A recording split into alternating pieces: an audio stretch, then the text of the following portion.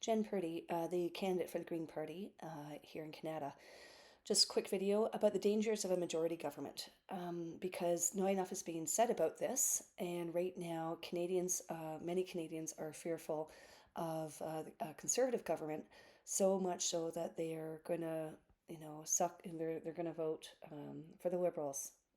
And there's a problem with this, right? There's a big problem with this because strategic voting, if it gets us a Liberal majority, is not going to help the people who are most vulnerable in Canada and around the world, right? In Palestine and potentially in the Ukraine as well, but definitely in Palestine. But let's get back to Canadians here.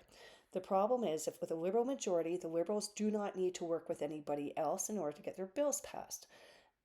Mr. Carney has been using austerity language. He has been, so right now, as it stands, I fully expect 6 months after the election, a year after the election, 2 years after the election, we will still have significant problems with an unhoused population that I expect will actually grow because we're supposed to go into a recession because of the attacks from the American president, right?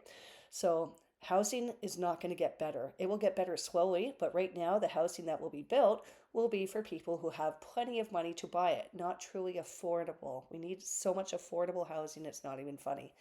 And in terms of the affordability crisis, if we're just, if he's just planning on tweaking the employment insurance, that does not work for people with disabilities. It does not work for people who are unable to work for whatever reason.